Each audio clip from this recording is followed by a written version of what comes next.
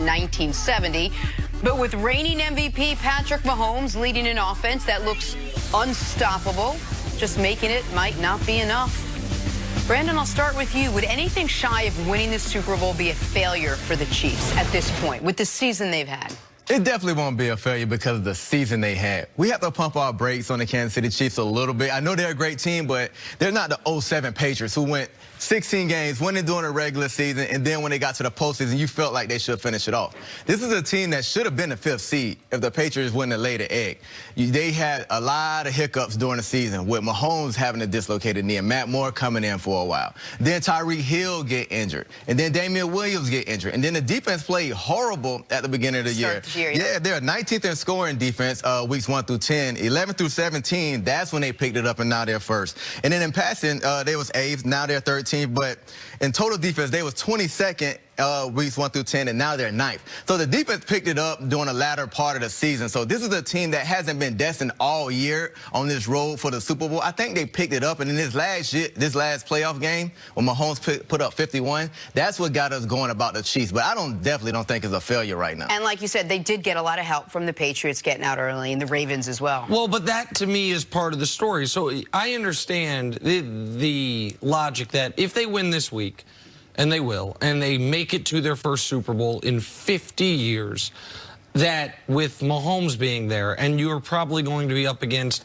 either one of the greatest quarterbacks ever in Aaron Rodgers or the dominant team in the NFC this year, the Niners, you lose in the Super Bowl in a close game, Mahomes in year 3. How could that be anything other than a really successful season? But here's why it would be, failure might be a touch strong, but a massive disappointment. Because of all those things that happened, because you are not guaranteed the exceptional health that they currently have. Very often you can be skating above the fray, and then in week 15, a critical player goes down, and that derails you. That's not the case. The Chiefs suffered their injuries early, and now aside from Juan Thornhill, the safety who had been playing great, they've got all their key players in. And even the Juan Thornhill injury turned out to maybe in a moment be a blessing in disguise, because who replaced him? Daniel Sorensen, who makes the tackle on the fake punt and then forces the fumble on the ensuing kickoff. Another thing that is unique about this year's Chiefs team that we don't know how long it will be the case. They have Andy Reid and 3 other people who might one day be head coaches. Eric Bieniemy will be a head coach at some point in this league. Dave Taub, special teams coach. Now that we have another special teams coach that just got hired as a head coach in Joe Judge, he's been the best special teams coach in football for a decade. And Steve Spagnuolo, when the defense has had this type of turnaround, type of guy who might get another chance being a head coach after his first chance didn't work out. Also, how lucky have the Chiefs been the last 3 weeks in things they did not control? They had no control over Miami beating the Patriots, but that allowed them to get the bye. They had no control over Tennessee beating Baltimore, but that allows them to host the AFC Championship game. So years like that, you've got to take advantage of.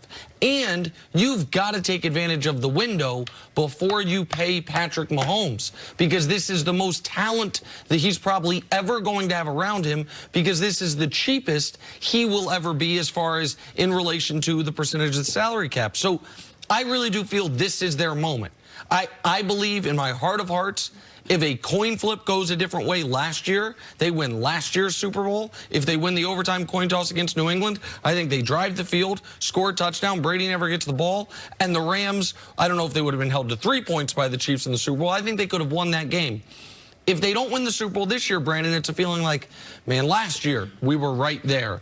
Don't get the coin flip. This year it would mean you either lose a home AFC Championship game to the Titans, which would be crushing, or you get all the way to the Super Bowl and you just can't get over the hump, and the Andy Reid questions then remain. For all those reasons, failure might be too strong. Massive disappointment given how the season has played out. I think it would be. But because of the Mahomes window, that's why I don't consider it a failure. I feel like Mahomes can be in the Super Bowl for the next 8 out of 10 years the way he's playing right now. Even if they don't pay a Tyreek Hill, that's what Hartman came in for. So I think the Chiefs will always have a great team. They have a great play caller in Andy Reid. And Andy Reid, he knows how to build a team with talent and character. So because I feel like they will be in the Super Bowl in the next year, Super Bowl in the next years to come, that's why it's not a complete failure. So I think what you laid out was a really great sort of macro of why they will be there. I think if you take a deeper look at the micro on all of it, why do you think they'll come out of the things that you said? You mentioned 5 different things that they can't control. The one thing they can control is the way they start the game, which was so poor against the Texans. Why do you think that will be different next time they take the field? Oh, well, because they haven't been a slow starting team all year. Because you look at what happened, each individual moment is explainable, even if you don't expect it. The Texans have a 3rd and short, and to Bill O'Brien's credit and that play calling credit, they had clearly, to me, that was a during the week scouting. They saw how the Chiefs play 3rd and short. If you go trips to the side, potential bubble screen, and they hit them over the top, there's a touchdown.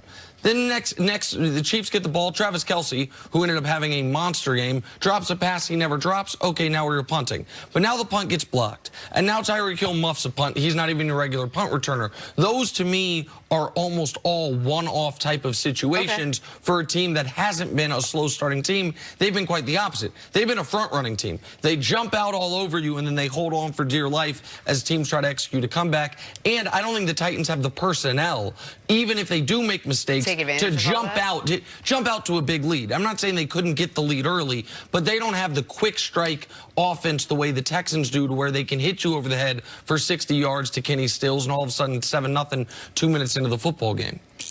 Let me just ask you a quick question. Is it a conversation that has to be had before they go out from Andy Reid to the players? Hey, we didn't start well let's think about, let's keep it in the back of our heads before we take the field this week, or is that one and done because of the way they ended that game? That's one thing the Chiefs can't do. Just think Patrick Mahomes can always bail these guys out. Because Mike Vrabel is a very, very intelligent defense. I know he's not a D coordinator, but he's savvy. He's going to put Patrick Mahomes in a position he's going to force 2 turnovers this game. So the Chiefs just can't think Mahomes can bail their way out of the game every week, so they cannot start slow. This Tennessee team, they're tough. They can run the ball, and I know Tannehill hasn't been having a lot of completions in his playoffs, but he's capable if he has to. So they definitely have to be careful with this Titans team, not because of Henry and Tannehill, but Mike Vrabel and his defense. They're going to come to play. Well, let me make this part very clear, because the genesis of the discussion is it a failure if they don't win the Super Bowl? Hosting the AFC Championship game against the 9-win Tennessee Titans, it is absolutely a failure if they don't win the Super Bowl. I'm sorry, if they don't make it to the Super Bowl. Yeah, definitely. If they lose this weekend, to host back-to-back conference championship games. They had never hosted the whole time the Chiefs have been a franchise since season 1 of the NFL. In fact, even predates the NFL. Or season 1 since the merger, the last 57 years as franchise. They had never hosted an AFC championship game until last year and this year. Never had it in their building. If they go back-to-back losses in AFC championship games, one where they had a lead in the 4th quarter and the other to the 6th seed Tennessee Titans, then it is a failure. If you want to say if you get to the Super Bowl and lose a close one to Rodgers or the great Niners team, you can deal with it, fine. But if they don't get to Miami, then it absolutely is a failure at this point because of how the bracket is. And then does the proverbial monkey remain on Andy Reid's back at that point? Of course. Definitely. All right, let's take a break. Coming up, why is this AFC Championship unlike anything we've seen in almost 2 decades? We'll let you know next on FS1. You can always check us out on the Fox Sports channel. It's on Sirius XM. We'll be a big morning here on the show, and it's going to be fun. Hall of Famer Dan Marino and Super Bowl champ Torrey Holt will be joining the conversation a little bit later, which is exciting. But we're going to start this morning with a team chasing their own Lombardi Trophy, and that's the now team to beat, Kansas City Chiefs. They're officially the favorites to win Super Bowl 54 this year. Some would say just making it to Miami would be enough for a franchise who hasn't been to the Super Bowl since 1970.